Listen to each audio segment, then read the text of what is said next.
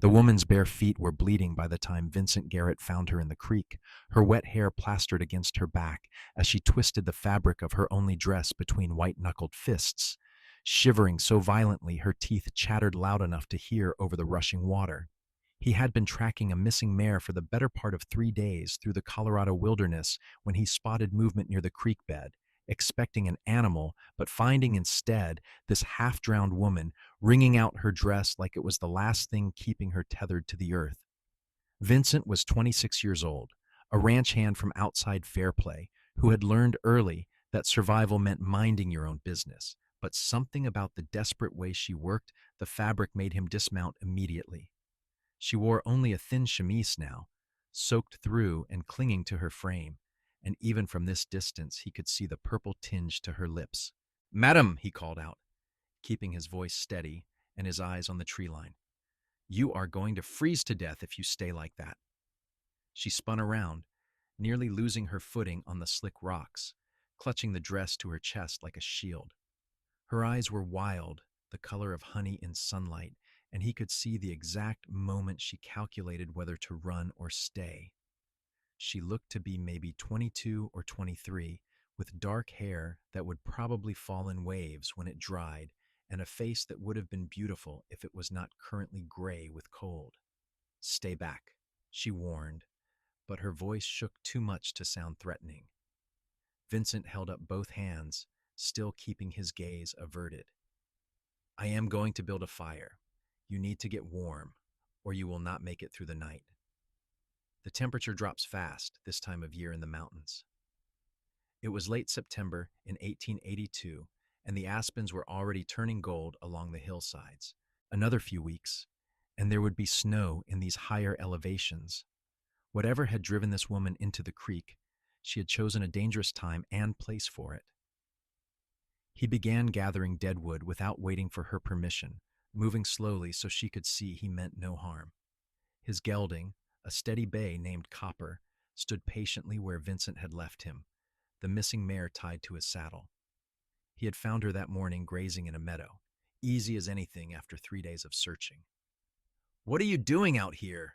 she asked finally, still clutching that dress. "Could ask you the same thing." Vincent arranged the wood in a careful structure, the way his father had taught him before the fever took both his parents when he was 15. "But I figure that is your business." He struck flint against steel, nursing the spark into flame with dried grass and patience. The fire caught, smoke curling into the dimming sky, and he stood up, deliberately turning his back to her. "There are blankets in my bedroll," he said, pointing toward Copper without looking. "And I have got spare clothes that will be too big, but at least they are dry. You should get out of those wet things." For a long moment she did not move. He could feel her watching him, weighing her options.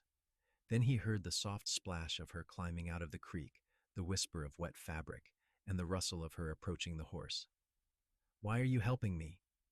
Her voice came from near the fire now, still cautious. "Because it is the right thing to do," Vincent said simply, keeping his eyes fixed on the darkening mountains. "And because I have got 2 sisters back in Kansas. I hope if they were ever in trouble, someone would do the same." That was not entirely true. He had no family left anywhere, but it seemed like the kind of thing that would put her at ease. In reality, he helped because leaving her here would sit wrong in his chest for the rest of his life, and he already carried enough weight without adding to it. "You can turn around now," she said after a while. She had wrapped herself in his wool blanket, the dress and chemise spread on rocks near the fire to dry. Her hair hung damp around her shoulders, and in the firelight, her face had regained some color. She looked exhausted, with dark circles under those honey-colored eyes and scratches on her arms that spoke of running through brush. Vincent settled on the opposite side of the fire and pulled out his canteen and the dried beef he had been rationing. He tossed her the canteen first. "When did you last eat?" "Yesterday morning," she admitted, catching it with hands that were steadier now. She drank deeply, then seemed to remember her manners. "Thank you." He handed over half his remaining supplies without comment. They ate in silence for a while, the fire crackling between them and the creek rushing its endless song behind her. An owl called somewhere in the forest. Hunting. I am Laura, she said finally. Laura Zimmerman. Vincent Garrett. Most people call me Vince. Were you really tracking a mare? She glanced at the two horses. 3 days through some of the roughest country I have seen. She belongs to the Hendricks Ranch outside Fairplay. They were going to put down her foal if I did not bring her back. He poked at the fire with a stick. Sometimes I think animals have got more sense than people. She just wanted to run free for a while. Laura pulled the blanket tighter around her shoulders.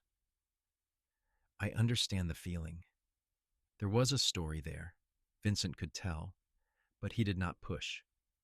People in the West often had reasons for running, and most of those reasons were none of his business.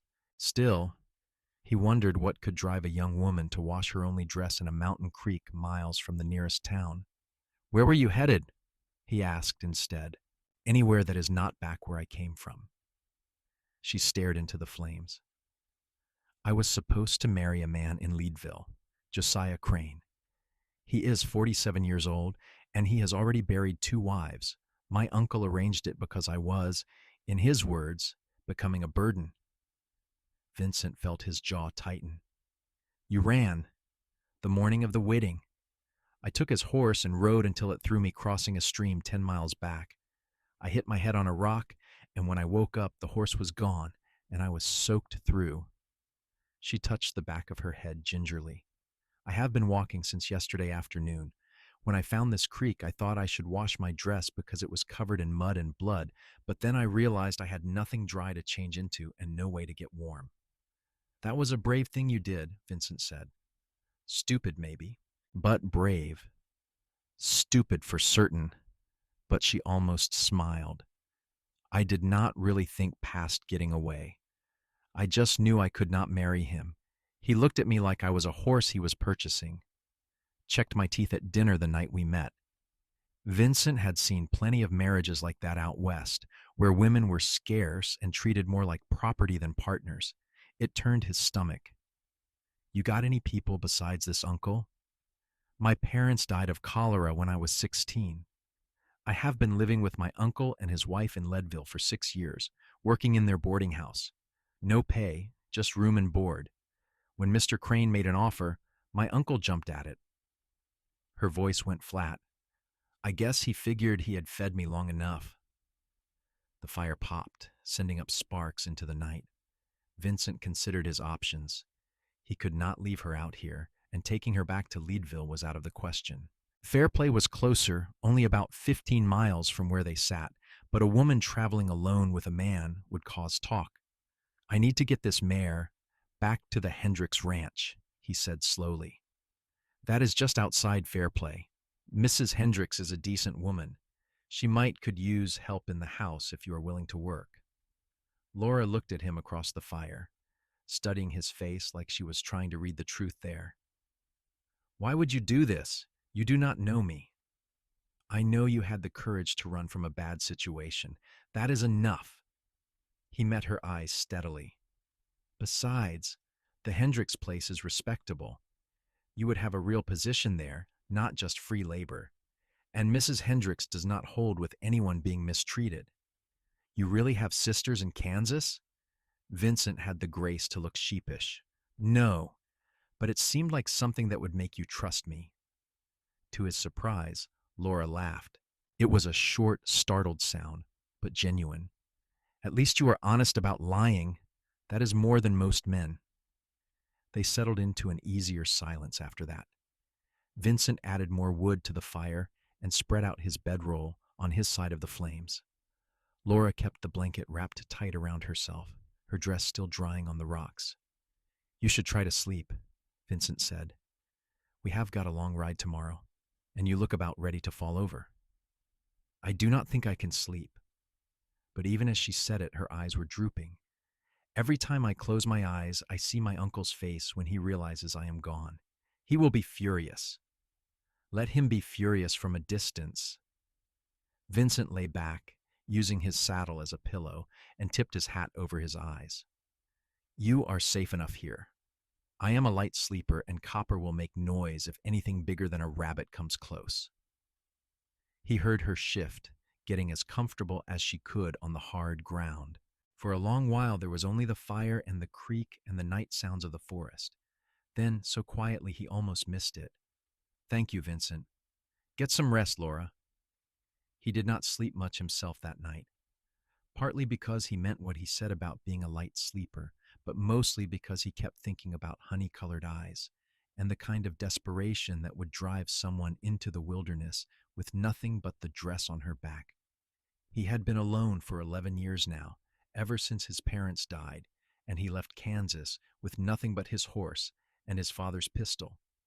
He had worked ranches from Missouri to Colorado, never staying long, never getting attached. It was easier that way. But something about finding Laura in that creek had shifted something in his chest, like a key turning in a lock he had not known was there. When dawn came, pale and cold, Vincent woke to find her already up, the dress mostly dry and pulled back on, though it hung loose and wrinkled. She had folded his blanket carefully and was attempting to finger comb her hair into some kind of order. There is more water if you need it, he said, sitting up and stretching the stiffness from his shoulders, and a little more food. They shared the last of the dried beef and some hardtack that was only slightly stale. Laura ate like she was starving, which she probably was. Vincent made a mental note to get her a proper meal once they reached Fairplay. Breaking camp was quick work. Vincent saddled Copper and then helped Laura up behind him, since the mare was too skittish to carry a stranger. She hesitated before wrapping her arms around his waist, and he felt the moment she finally allowed herself to hold on, her forehead resting briefly against his shoulder blade. "It is going to be all right," he said, not sure if he was promising her or himself. They rode through the morning, following game trails and creek beds down out of the high country. Laura did not talk much, but Vincent could feel her gradually relax against his back as the miles passed, and nothing terrible happened. The sun climbed higher, warming the air, and the aspens shimmered gold and green around them. Around midday, they stopped to water the horses and rest. Laura climbed down stiffly, wincing as her feet touched the ground. Vincent saw that her shoes, which had been poor quality to begin with, were falling apart. "Let me see," he said, and before she could protest, he was kneeling in the dirt, examining the damage. The soles were separating from the uppers, and there were holes worn clear through in places. "These are not going to make it to Fairplay." "They are all I have." Vincent thought for a moment, then pulled out his knife and cut strips from the bottom of his spare shirt. He wrapped her feet carefully, patting the worst of the damage and tying the shoes more securely. "That will help until we can get you proper boots," he said, sitting back on his heels. Laura looked down at her feet, then up at him, and there was something in her expression he could not quite read. "You are a strange man, Vincent Garrett." "So I have been told." They mounted up again and continued on. The trail widened as they descended, eventually joining up with a rough road that showed wagon tracks. They passed a miner heading the opposite direction, leading a mule loaded with equipment, and Vincent touched his hat in greeting. The miner looked at Laura with curious eyes but said nothing. Fairplay appeared in the distance around mid-afternoon, a collection of wooden buildings sprawled in a high valley with mountains rising on all sides. It had started as a mining camp during the rush of the 50s and 60s, but by 1882, it had settled into something more permanent, with a main street and actual houses, and even a small church with a white steeple. Vincent guided them around the edge of town, avoiding the main street where people would see and gossip. The Hendricks Ranch sat about 2 miles past the last buildings, a prosperous-looking, spread with a big barn and a 2-story house with real glass windows. Martha Hendricks was hanging laundry when they rode up, a woman in her early 50s with iron-gray hair and capable hands. She took one look at Vincent, then at Laura, and her expression shifted from surprise to understanding. "Vincent Garrett, you have been gone 3 days, and you come back with my mare and a girl who looks like she has been through 7 kinds of hell." She wiped her hands on her apron. "I suppose this is a story worth hearing." "Yes, madam." Vincent dismounted and helped Laura down. This is Miss Laura Zimmerman. I found her in trouble up in the high country. She is looking for work, and I thought maybe you could use someone in the house. Martha's sharp eyes took in Laura's ruined shoes, her wrinkled dress, the exhaustion in her face. Then she looked back at Vincent, and something passed between them, an understanding that needed no words. Well, we can always use an extra pair of hands, Martha said briskly. Can you cook, girl? Yes, madam. And clean, and sew, and keep accounts. I have been running my uncle's boarding house for 6 years. Then you will earn your keep, and then some. Come inside and let us get you fed and cleaned up proper. Vincent, put that mare in her stall, and then go tell William he owes you for 3 days' work, plus the bonus he promised. Laura looked back at Vincent as Martha ushered her toward the house. He nodded encouragingly, trying to ignore the strange reluctance he felt at watching her go. He had done what he set out to do, gotten her somewhere safe. That should have been the end of it. But as he led the mare toward the barn, he found himself hoping he would see those honey-colored eyes again soon. William Hendricks was a fair man, tall and weathered, with the kind of quiet authority that came from years of hard work and harder decisions. He paid Vincent the agreed-upon wage, plus the bonus without argument, and then surprised him by asking if he would stay on for the rest of the season. We got 100 head to bring down from summer pasture before the snow flies, William said. And my regular hands are already spread thin. You are a good worker, Garrett. I could use you. Vincent had been planning to move on after delivering the mare, the way he always did, but he heard himself saying yes before he fully thought it through. He told himself it was because the pay was good and the work was honest, not because of the dark-haired woman who was probably sitting in Martha's kitchen right now, finally safe. That night, Vincent slept in the bunkhouse with the other ranch hands, 4 men who ranged from fresh-faced 18 to grizzled 50. They were curious about the woman he had brought in, but Vincent kept his answers short and his tone discouraging. By the time they settled in for the night, they had moved on to other topics, but Vincent lay awake on his narrow bunk, staring at the rafters and thinking about the way Laura had looked at him when he wrapped her feet like he was solving some puzzle she had not known she was working on. The next few days fell into a rhythm. Vincent worked from dawn to dusk, helping move cattle and mend fences and all the 100 tasks that kept a ranch running. Laura stayed in the house, working alongside Martha and the Hendricks daughter, a cheerful girl of 19 named Penny, who seemed delighted to have another young woman around. Vincent caught glimpses of Laura through windows or across the yard, always busy with some task, her hair pinned up proper now and wearing a dress that actually fit thanks to Martha's quick needle. She looked different, healthier, the gray tinge gone from her skin and some color back in her cheeks. On the 3rd day, he found her in the garden behind the house, pulling weeds from between rows of late-season vegetables. She had rolled up her sleeves, and there was dirt under her fingernails, and she looked more at peace than he had seen her yet. They are treating you well? He asked, leaning against the fence. Laura looked up, shading her eyes against the afternoon sun. A smile tugged at her mouth. Better than well.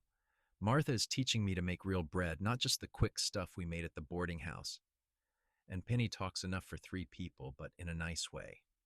That is good. They looked at each other for a long moment. There was so much Vincent wanted to say, but the words tangled up somewhere between his chest and his throat. How did you tell someone you had known for less than a week that you could not stop thinking about them? That when you closed your eyes, you saw them wringing water from their dress, desperate and cold and brave? I wanted to thank you properly, Laura said, standing and brushing dirt from her skirt. For what you did. You saved my life up there. Anyone would have done the same. But they did not. You did. She moved closer to the fence, close enough that he could see the golden flecks in her eyes. Why did you really help me, Vincent? And do not say it is because of imaginary sisters. He considered lying or deflecting, but something about the way she looked at him demanded honesty. Because when I saw you there, fighting so hard just to survive, it reminded me that the world has got people in it worth fighting for. I had forgotten that for a while.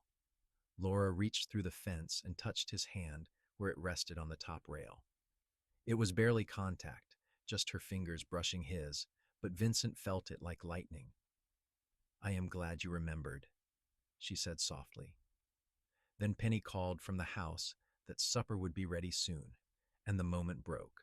But as Vincent walked back toward the bunkhouse to clean up, he could still feel the ghost of her touch on his skin.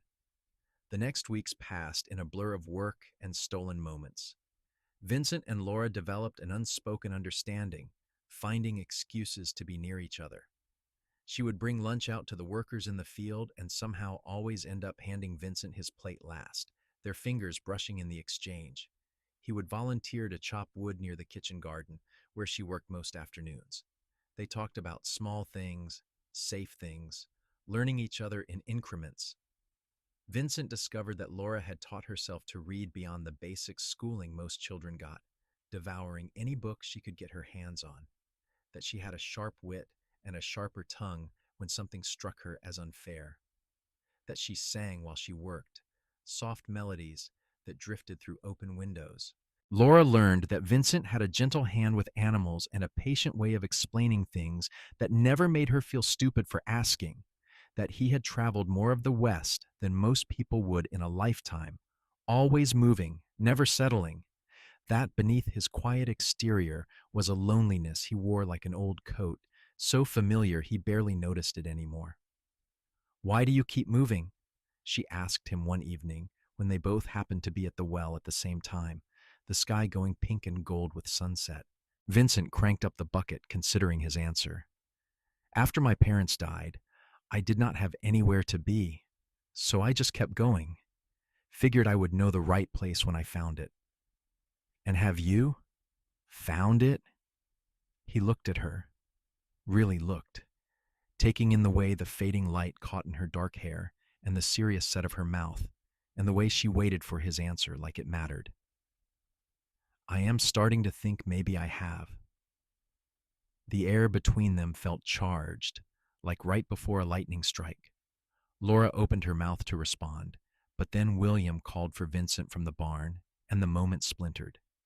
But that night, lying in his bunk, Vincent finally admitted to himself what he had been trying to ignore for weeks. He was falling in love with Laura Zimmerman, this woman he had found wringing water from her dress in a mountain creek, this woman who had run from a terrible fate with nothing but her courage to sustain her. The question was what to do about it. October arrived with cold mornings and the threat of early snow. The ranch kicked into higher gear, everyone working to bring the cattle down from the high pastures before the weather turned. Vincent spent long days in the saddle, often leaving before dawn and not returning until well after dark. He missed seeing Laura, missed their conversations and her quiet laughter, and the way she looked at him like he was someone worth knowing. The separation made him realize just how much she had become part of his days, how he measured the hours by glimpses of her. On a Sunday, the one day the ranch observed for rest and church, Vincent finally found her alone. Most of the household had gone into Fairplay for services, but Laura had stayed back pleading a headache, and Vincent had volunteered to mind the ranch. He found her sitting on the porch of the main house, mending a shirt with small, precise stitches. She looked up when his boots sounded on the steps, and her face transformed with a smile. "I thought you might have forgotten about me," she said, setting aside the mending. "Not possible." Vincent settled beside her on the porch bench, leaving a respectable distance between them, but wanting to be closer. "We have been working sun up to sundown, trying to get ahead of the weather." "I know. Martha says this is the hardest time of year on a ranch." Laura studied him. "You look tired." "I am." He took off his hat and ran a hand through his hair. "But that is not why I wanted to talk to you." Her expression shifted, becoming cautious. "All right?" This was it, the moment where he either spoke his mind or stayed silent and probably regretted it for the rest of his life. Vincent had never been good with words, always more comfortable with action, but Laura deserved more than silence. "That day I found you at the creek," he began. "I thought I was just doing the decent thing, helping someone in trouble. But then I got to know you, and everything changed. You changed it. He met her eyes. I think about you all the time, Laura. When I am working, when I am trying to sleep, every moment in between. You have gotten into my head and my heart, and I do not know what to do about it except tell you the truth. Laura had gone very still, the shirt forgotten in her lap. What truth is that? That I am falling in love with you, maybe already have fallen. The words came easier now that he had started. I know I do not have much to offer. I am just a ranch hand with nothing to my name but a horse and a saddle. But I am honest and I work hard, and I swear I would spend every day trying to make you happy if you would let me. For a long, terrible moment, Laura did not respond. Then her eyes filled with tears, and Vincent felt his heart drop, certain he had misread everything, that she was about to let him down gently. I thought I was the only one, she whispered. I thought I was going crazy, the way I looked for you every day. The way my heart would race when I heard your voice. I told myself it was just gratitude, that I was confusing being saved with something more. But it is not that, is it? No, Vincent said, his own voice rough. It is not that. Laura reached for his hand, threading her fingers through his. I am falling in love with you too, Vincent Garrett. You and your quiet ways and your kind heart. The way you look at me like I am something precious.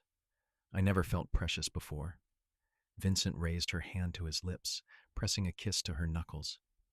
You are precious, and brave, and beautiful, and I cannot believe I am lucky enough to have found you.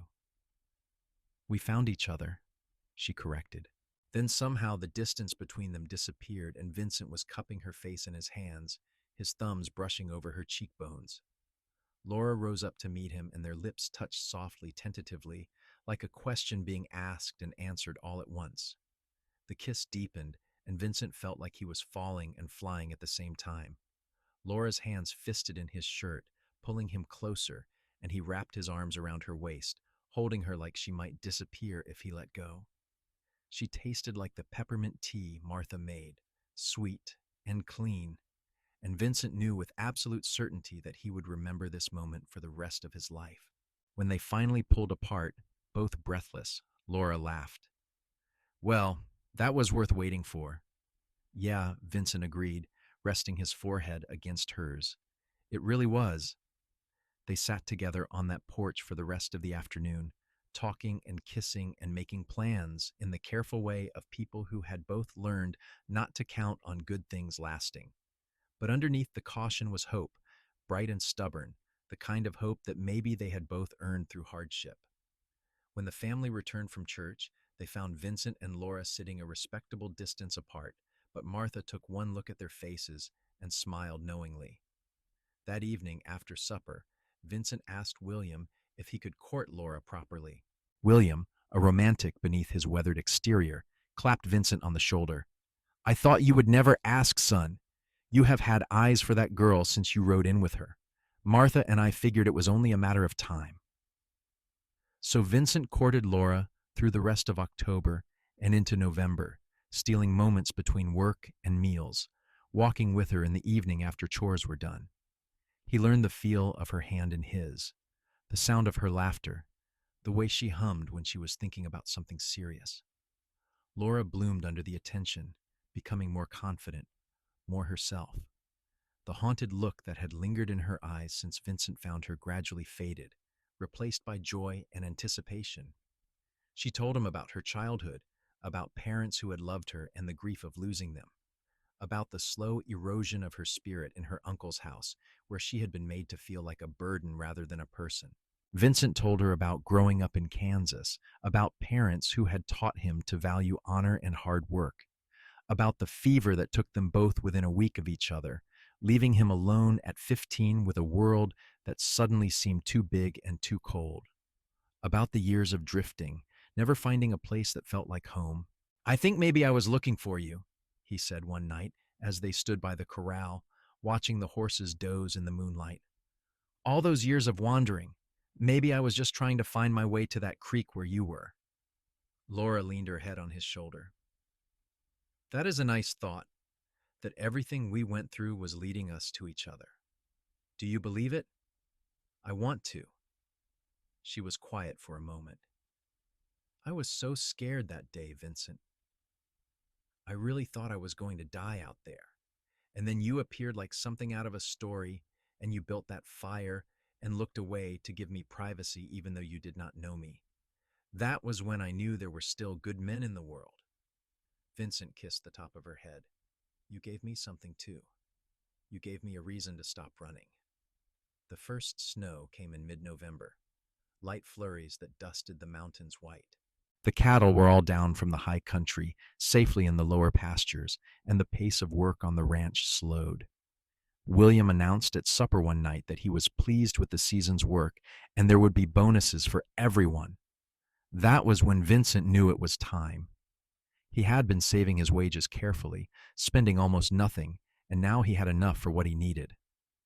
On his next day off, he rode into Fairplay and found the jeweler, a German immigrant named Klaus, who had a reputation for fine work. Vincent described what he wanted, and Klaus nodded thoughtfully, pulling out a tray of rings. For your sweetheart, Klaus asked. For the woman I want to marry, Vincent corrected. If she will have me, Klaus smiled.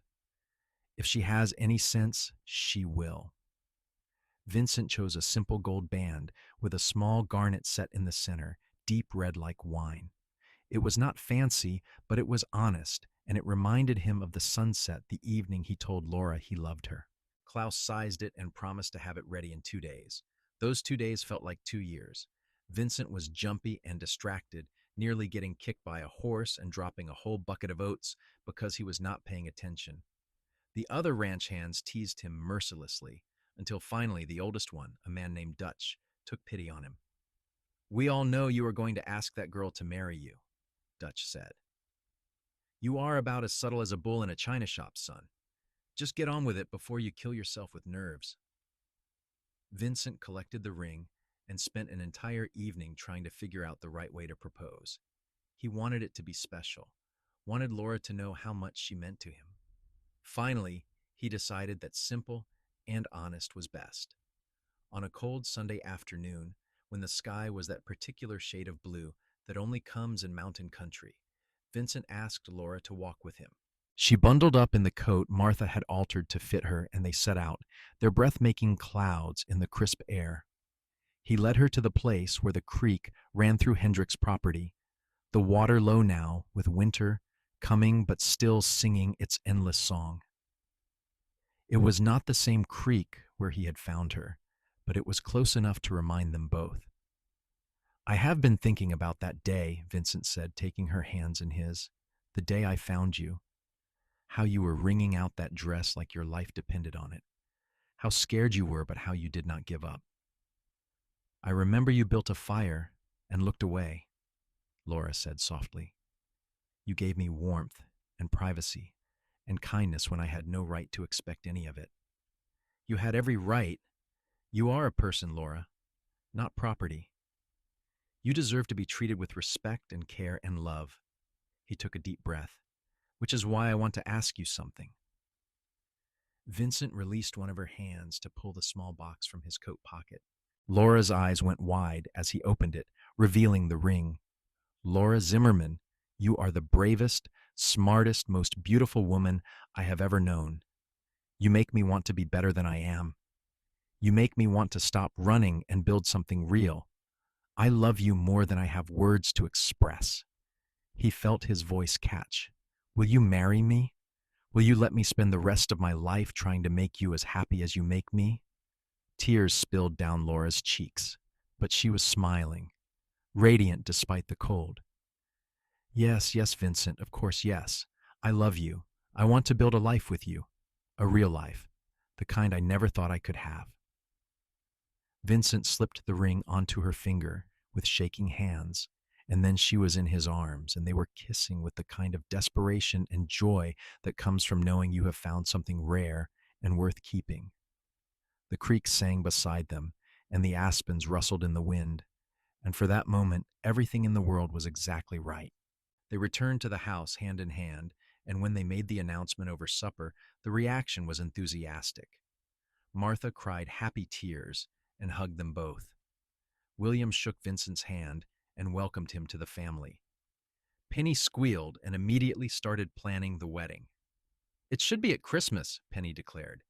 "That gives us time to make a proper dress and decorate the house and tell everyone." "Oh, Laura, you are going to be the most beautiful bride." Laura looked a bit overwhelmed, but pleased. "I never thought I would have a real wedding, one where I actually wanted to marry the groom." "You are going to have everything you deserve," Martha said firmly. "A proper wedding with family and friends and joy. No more running, no more fear, just a new beginning." The weeks leading up to Christmas were a blur of preparation. Martha and Penny threw themselves into sewing Laura a wedding dress, beautiful white muslin with lace at the collar and cuffs. The ranch hands built benches for guests and decorated the barn with pine boughs and red ribbon. William made arrangements with the preacher from town to perform the ceremony. Vincent felt like he was walking through a dream. After 11 years of having nothing and no one, he was suddenly about to have a wife and a place that felt like home. It scared him almost as much as it excited him, this idea of permanence. One evening, a week before the wedding, Laura found him alone in the barn, ostensibly checking on the horses, but really just thinking. "Having second thoughts?" she asked, coming to stand beside him. "No." He turned to face her. "But I am terrified. What if I am no good at being a husband? What if I let you down?" Laura took his face in her hands. "Vincent Garrett, you saved my life. You gave me hope when I had none. You love me in a way that makes me feel whole.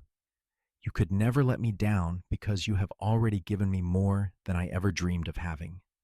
I just want you to be happy. Then stop worrying and kiss me." He did, thoroughly, until they were both breathless and laughing.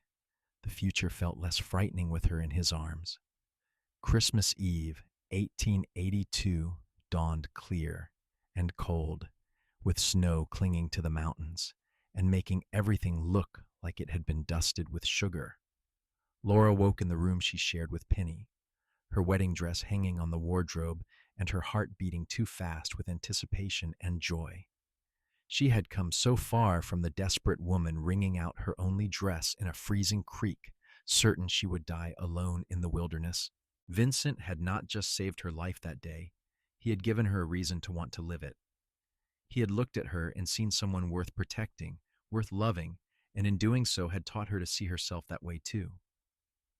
Martha helped her dress, fastening the dozens of tiny buttons up the back and arranging her hair in a style more elegant than Laura had ever worn. Penny wove small white flowers through the dark curls, talking constantly about how romantic it all was. "You look like a queen," Penny breathed when they were finished. Laura looked at herself in the mirror and barely recognized the woman looking back. She looked happy. She looked loved. She looked like a bride who actually wanted to get married.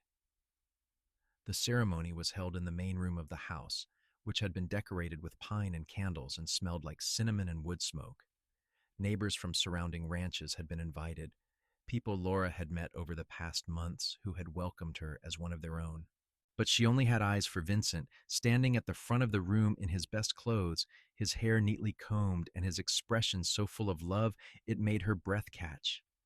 When Martha walked her forward and placed her hand in his, Laura felt every piece of her life click into place.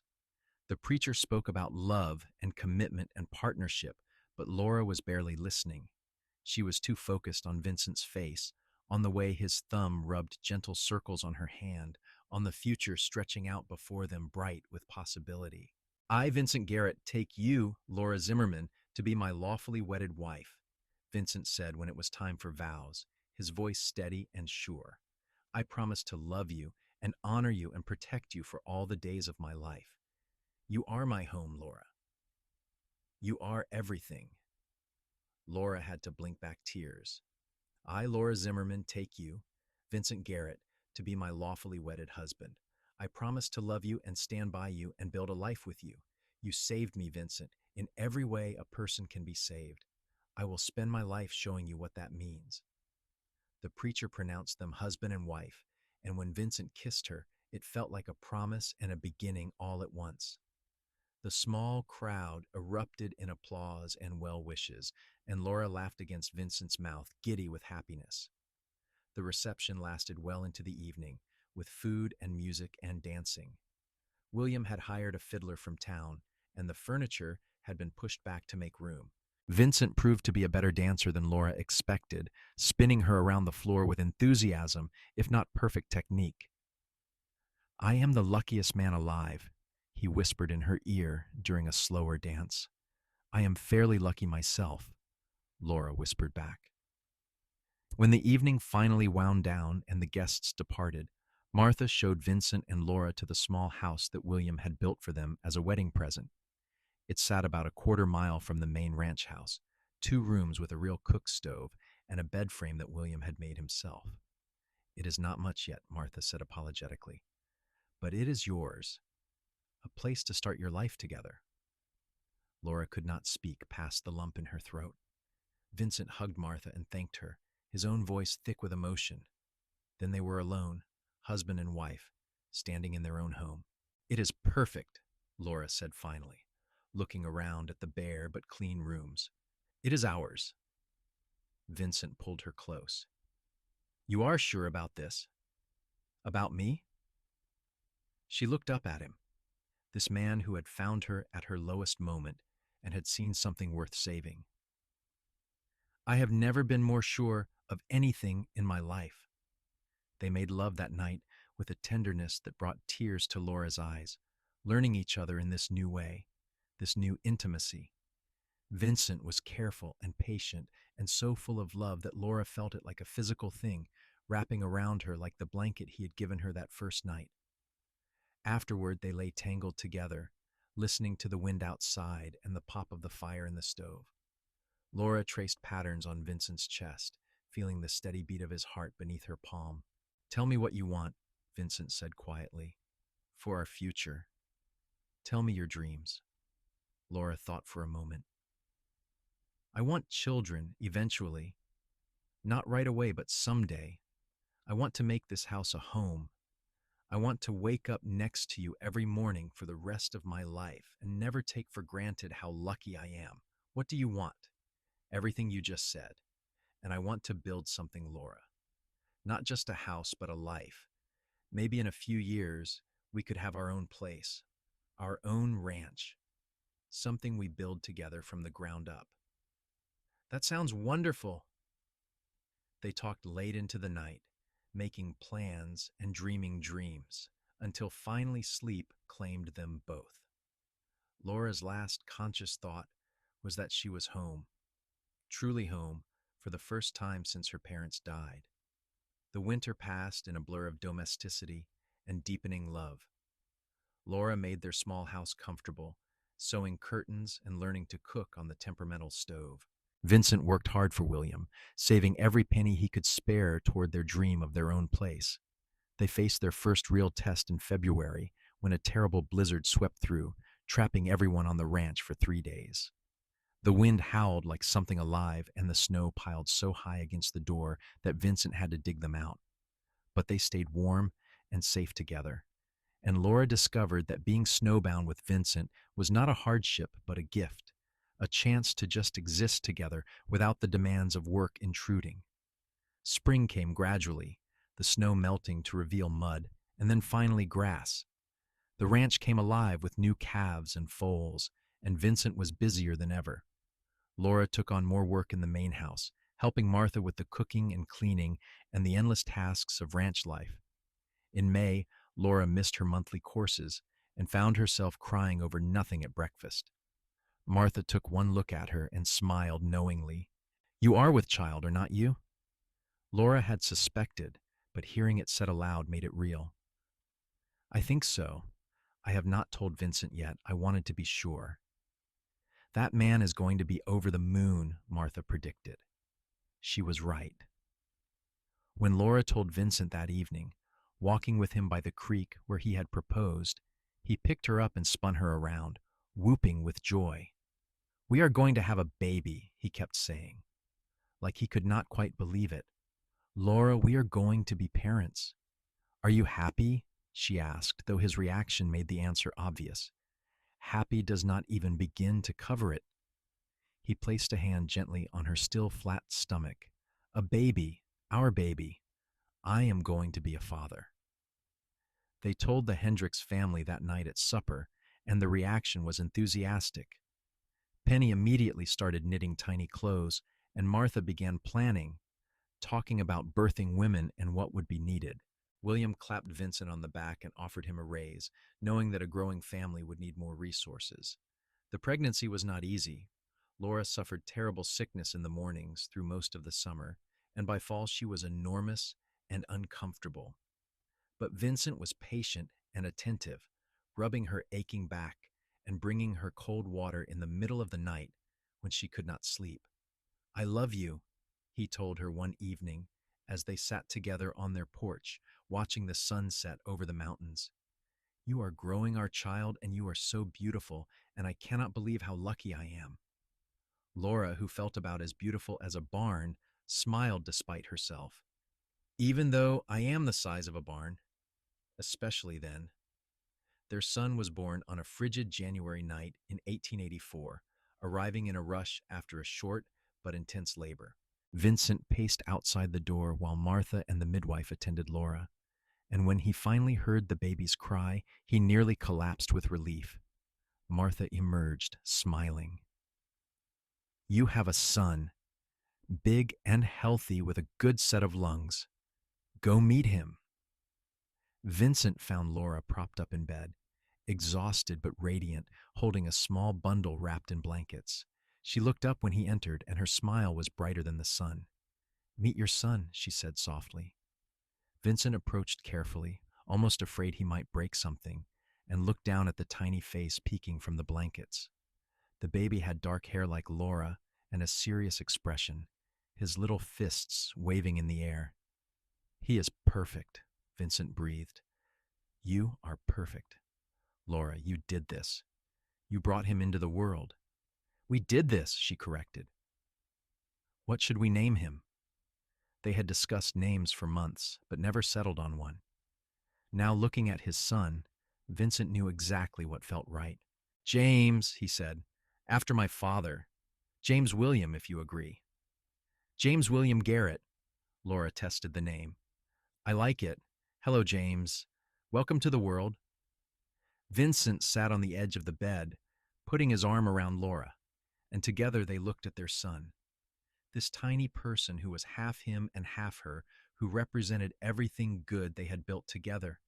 I found you wringing water from your dress in a freezing creek, Vincent said quietly. And now look at us. A family. A home. Everything I never knew I needed. Laura leaned her head on his shoulder. You built a fire and looked away. You gave me dignity when I had nothing.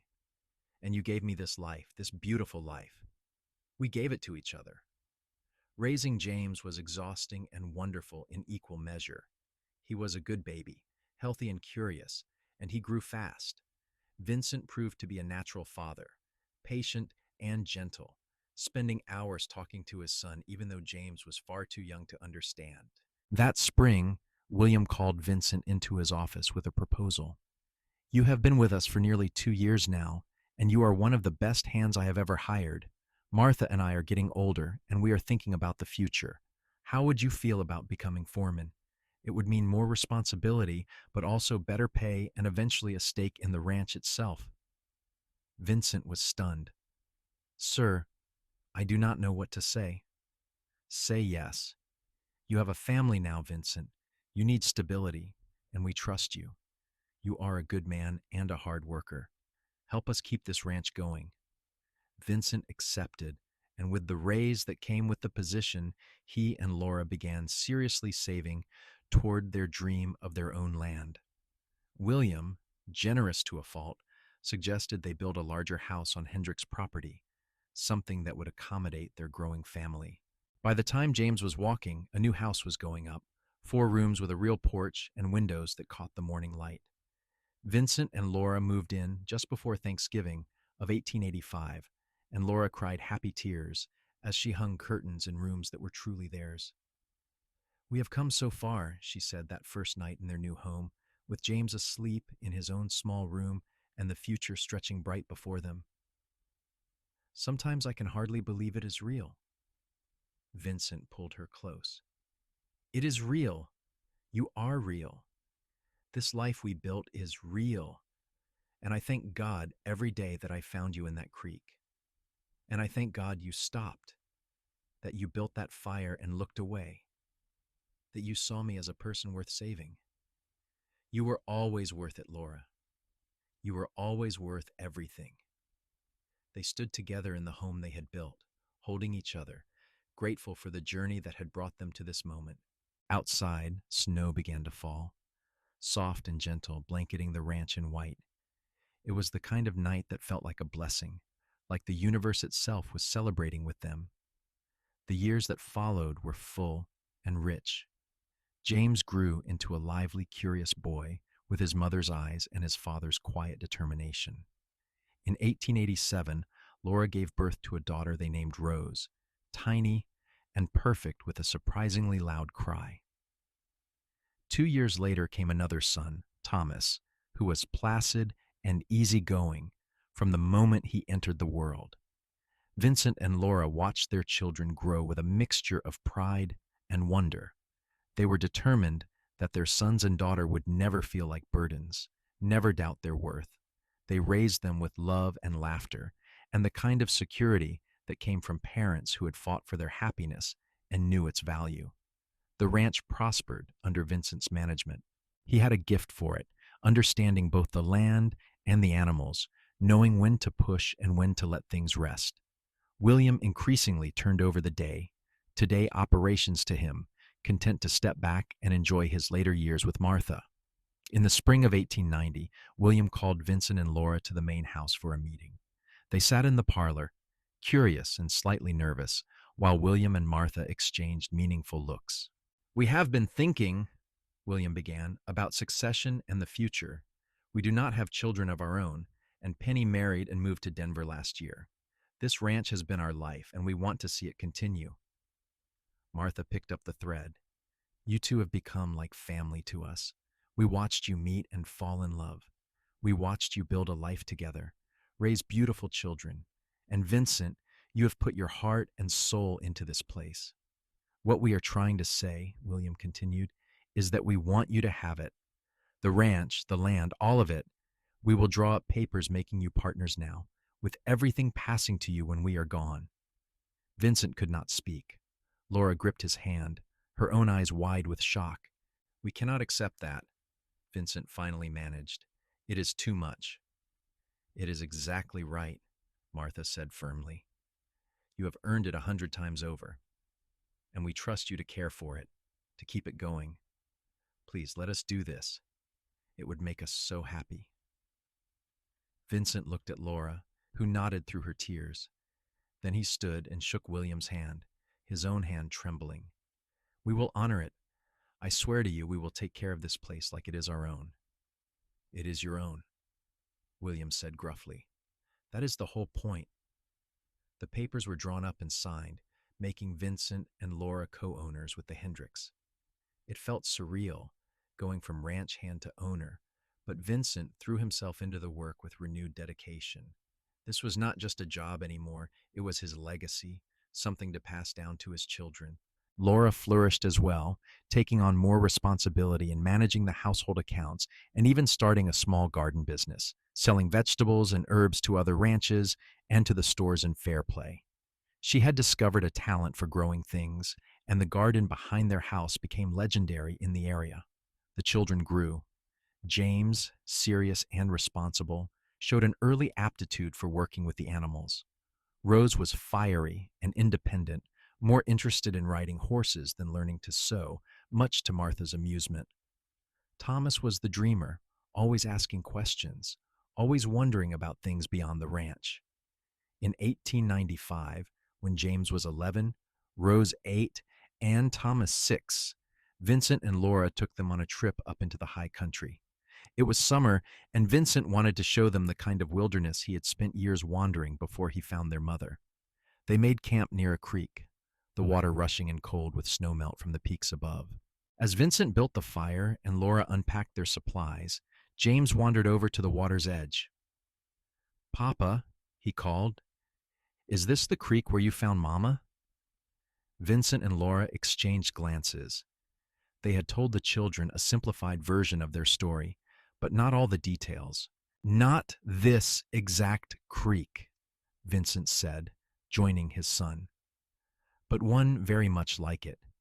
Your mama was in trouble, and I happened to be in the right place at the right time." "He saved my life," Laura added, coming to stand with them. "I was cold and scared and alone, and your papa built a fire and gave me his blanket and treated me with kindness when I needed it most." Rose, who had been exploring nearby, ran over. "That is so romantic. It is like a fairy tale." "It is not a fairy tale," Laura said gently. "It was real, and it was hard. But it taught me that there are good people in the world, people who help even when they do not have to. Your father is one of those people." Thomas, the youngest, frowned thoughtfully. "Were you scared, Mama, when Papa found you?" "Very scared. But then I saw that he wanted to help, and I felt safer." Vincent ruffled Thomas's hair. "The point is, when you see someone who needs help, you help them. You do not look away. You do not assume someone else will handle it. You step up because it is the right thing to do." The children nodded solemnly, taking in this lesson. They spent the rest of the afternoon playing in the creek, splashing and laughing, while Vincent and Laura sat together on a flat rock watching. "Did you ever imagine this?" Laura asked. "That day you found me, did you imagine we would end up here? 3 children, a ranch, a whole life?" "No," Vincent admitted. "I just knew I could not leave you there. Everything after that has been a gift. The greatest gift I ever received was you stopping, you building that fire, you looking away to give me dignity." She took his hand. "Every good thing in my life came from that moment." Vincent kissed her temple. "Every good thing in my life came from you being brave enough to run, to choose yourself over what everyone else wanted for you. We saved each other, Laura." As the sun began to set, painting the mountains in shades of gold and pink, the Garrett family sat together around the campfire. Vincent told stories about his wandering years, and Laura talked about growing up with parents who loved her. The children listened, rapt, learning about the people their parents had been before they became Mama and Papa. That night, after the children were asleep in their bedrolls, Vincent and Laura lay together under the stars. The creek sang its endless song nearby, and the fire crackled softly, and everything was exactly as it should be. "I love you," Vincent whispered. "I will love you until the day I die, and probably beyond that." "I love you too," Laura whispered back. "Thank you for finding me. Thank you for building that fire. Thank you for wringing out that dress, for fighting to survive, for giving me the chance to love you." They fell asleep like that, holding each other, grateful for the twisting path that had led them from desperation to hope, from loneliness to love, from strangers beside a freezing creek to partners in a life well lived. The years continued to unfold like the pages of a book, each one bringing new challenges and new joys. William Hendricks passed away peacefully in his sleep in 1898, and Martha followed him just 8 months later, dying of what the doctor said was a broken heart, but what Laura insisted was simply that she could not bear to be without her partner. They were buried on the hill overlooking the ranch, under 2 sturdy oak trees that Vincent and Laura planted in their memory. The full weight of the ranch fell to Vincent and Laura then, but they were ready. They had been training for this, learning and growing, and they ran the place with the same combination of practicality and compassion that the Hendricks had shown them. James grew into a fine young man, tall and steady, taking on more responsibility every year. At 20, he married a schoolteacher from Fairplay named Emma, a quiet woman with a sharp mind and a kind heart. They built a house on the far end of the ranch property and soon added grandchildren to the growing family. Rose, true to her independent nature, refused several marriage proposals before finally falling in love with a horse trader named Daniel, who appreciated her spirit and her way with animals. They built a life that split time between the ranch and the road, buying and selling horses across Colorado and Wyoming. Thomas, the dreamer, went east to college, studying engineering, but he came back, bringing his knowledge home to help modernize the ranch, installing better water systems, and improving the buildings. He married a girl from Denver named Catherine, and they made their home in Fairplay itself, though Thomas rode out to the ranch almost daily. Vincent and Laura watched their children build their own lives with the same mixture of pride and bittersweet nostalgia that all parents feel. But they had each other, still deeply in love after more than 20 years of marriage. On a warm evening in the summer of 1906, they sat together on the porch of their home, the same porch where they had sat countless times before. Vincent was 50 now, his hair touched with gray at the temples, but still strong and capable. Laura was 46, with fine lines around her eyes that Vincent loved because they came from years of laughter. "Do you remember," Laura said, leaning her head on his shoulder, "that first night when you built the fire and looked away?" "I remember everything about that day," Vincent said, "the way the light hit your hair, the sound of the creek, how scared you were, but how you did not let it break you. I was so close to breaking, if you had not come along. But I did." Vincent turned to look at her, cupping her face in his hand the way he had done 1,000 times before. "I did come along, and you let me help you, and we built this. All of this." Laura looked out at the ranch, at the house where James and Emma were putting their children to bed, at the barn where the horses dozed in the summer heat, at the mountains rising in the distance, still touched with snow even now. "It is a good life, Vincent, the best life." "It is," he agreed. "And it is not over yet. We have got years ahead of us still. More grandchildren to spoil, more sunsets to watch, more nights falling asleep in each other's arms."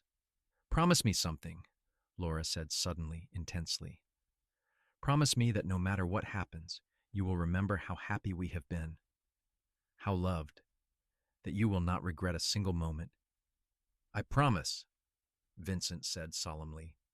"Not a single moment of regret. You are the best thing that ever happened to me, Laura Garrett. Finding you in that creek was the moment my real life began." They sat together as the stars came out, one by one, the same stars that had watched over them that first night when everything was uncertain and frightening. But now those stars looked down on a life fully lived, on love that had deepened and grown stronger with every passing year, on a family that existed because two people had been brave enough to choose each other. In the house behind them, their grandchildren slept safely. On the land around them, the ranch thrived, a testament to hard work and dedication. And in each other's arms, Vincent and Laura found what they had been searching for all along without even knowing it: home. The fire that Vincent had built all those years ago, the one that had warmed a desperate woman, wringing water from her only dress, had never truly gone out. It had just transformed, becoming the warmth of a home, the heat of passionate love, the steady glow of a life built on kindness and respect, and choosing, every single day, to see each other as precious. As they finally went inside, Vincent took Laura's hand and kissed it, the same gesture he had made countless times, and Laura smiled at him, the same smile that had first captured his heart beside a mountain creek when she was at her lowest, and he gave her the gift of dignity. Their story, which had begun with water and cold and fear, had transformed into something warm and enduring and true. And as they climbed the stairs to their bedroom, still hand in hand after more than 2 decades of marriage, they carried with them the unshakable knowledge that finding each other had been the greatest adventure of their lives. In the morning, there would be work to do, grandchildren to kiss, a ranch to run. But tonight, there was just this: Two people who had saved each other, loved each other, built a world together from nothing but courage and a fire built beside a creek. And that, in the end, was everything. The Garrett Ranch continued to flourish as the new century progressed, adapting to changes in the cattle industry and the West itself. Vincent proved to have a knack for looking ahead, diversifying their operations, and investing wisely. By 1910, the ranch was one of the most successful in the region, known for quality cattle and fair dealing. But more than the material success, it was known as a place of warmth and welcome. Ranch hands who worked for the Garretts spoke of fair wages and decent treatment. Neighbors knew they could count on Vincent and Laura in times of trouble. The family gathered for Sunday dinners that grew larger as more grandchildren arrived, the house filled with laughter and the chaos of multiple generations under one roof. In 1912, on a snowy December evening, much like the one 30 years before when they had married, Vincent and Laura celebrated their 30th wedding anniversary. Their children and grandchildren had planned a party, filling the house with decorations and food and music. James stood up to make a toast, his own hair starting to show gray now. His three children gathered around him. "To my parents," he said, his voice thick with emotion, "who taught me what real love looks like, who built this family and this ranch from nothing but determination and faith in each other. You two are the foundation everything else stands on."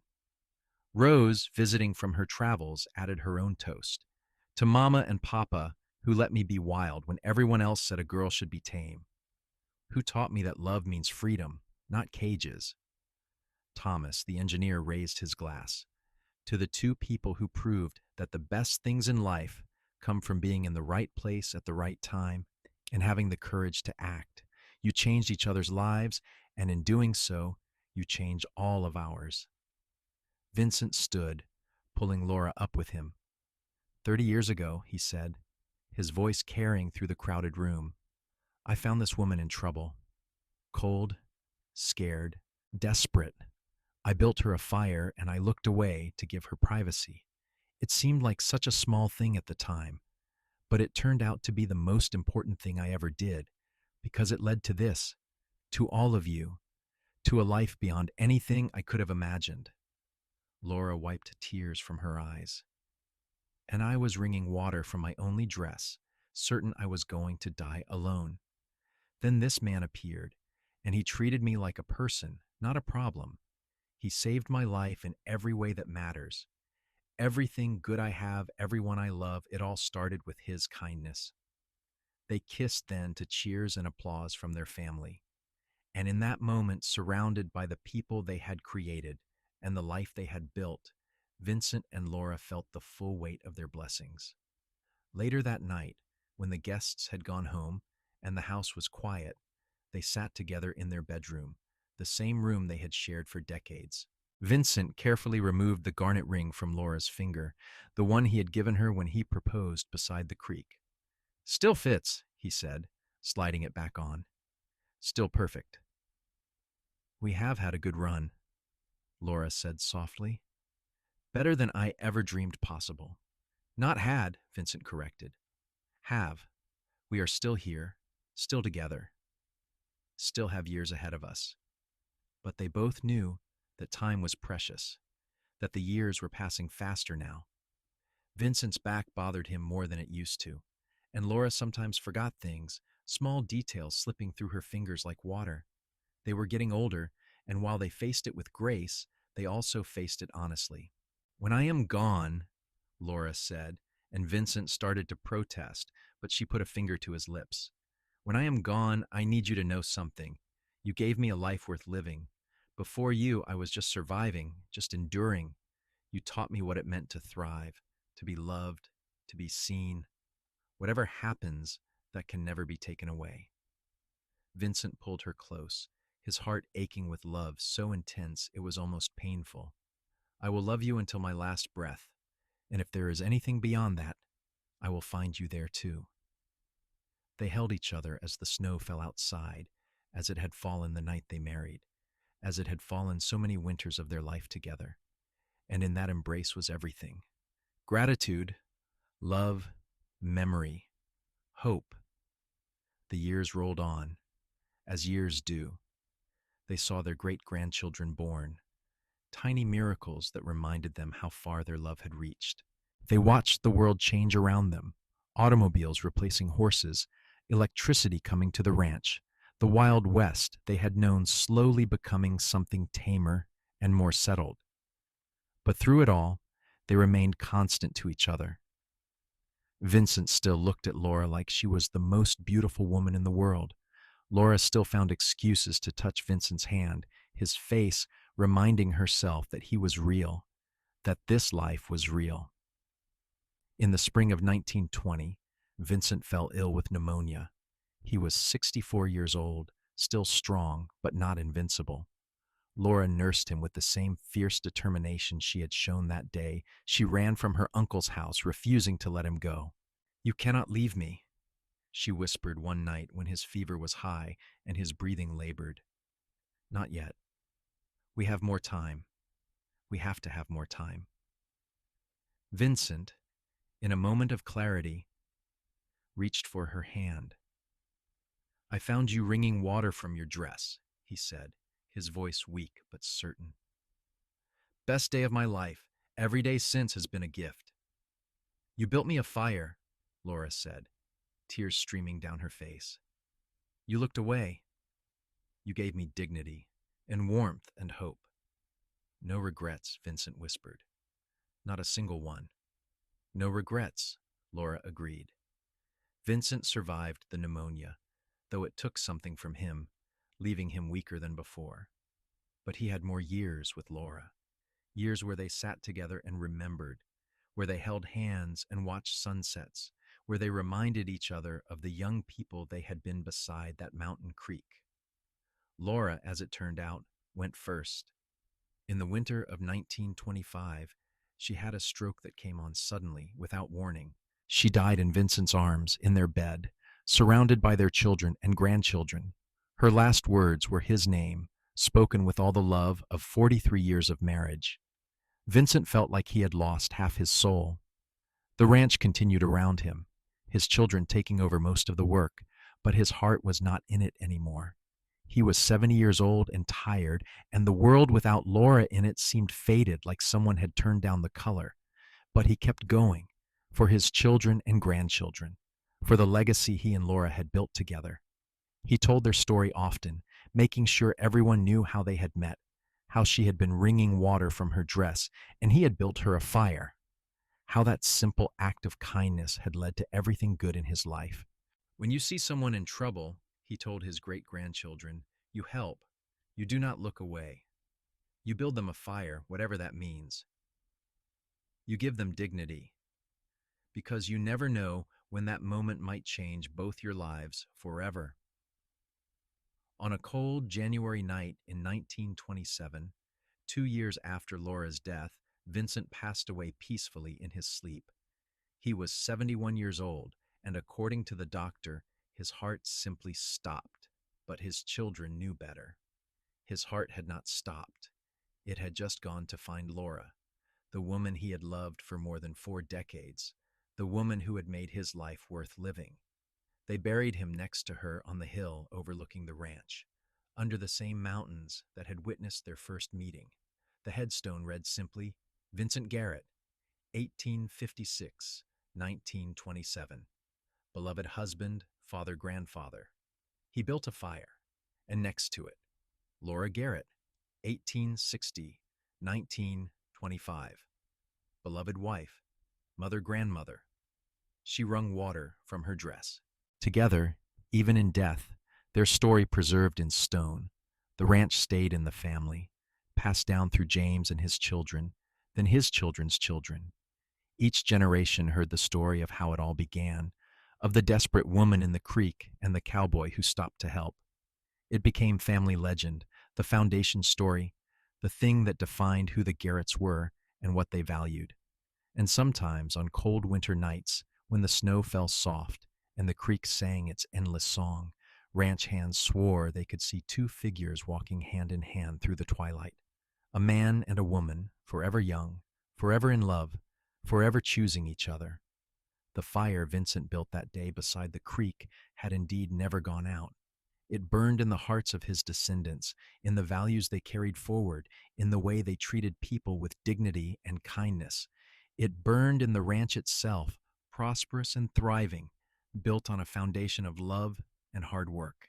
But most of all, it burned in the story, told and retold, of how a cowboy found a woman wringing water from her only dress and built her a fire and looked away, giving her warmth and privacy and dignity.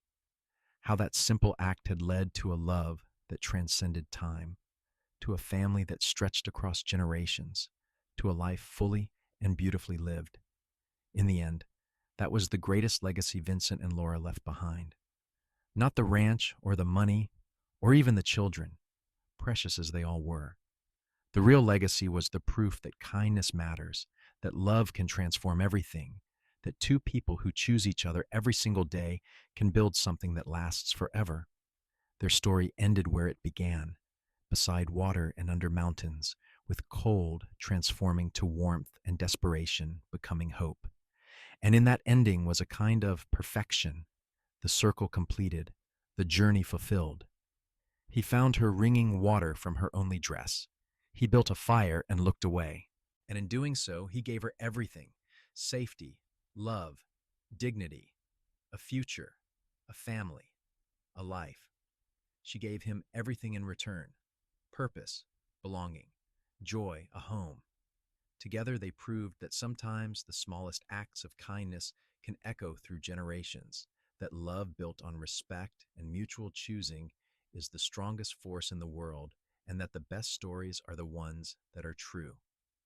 The sun set over the Garrett Ranch one final time in our story, casting long shadows across the land Vincent and Laura had loved. The creek still sang, the mountains still stood tall, and somewhere in the house that Vincent built for his bride, his great-great-grandchildren were learning to walk and talk and become who they would be. The fire he built was still burning, would always be burning, kept alive by love and memory, and the simple truth that when he found her, cold and desperate and wringing water from her dress, and he chose to build her a fire and look away, he had changed both their lives forever.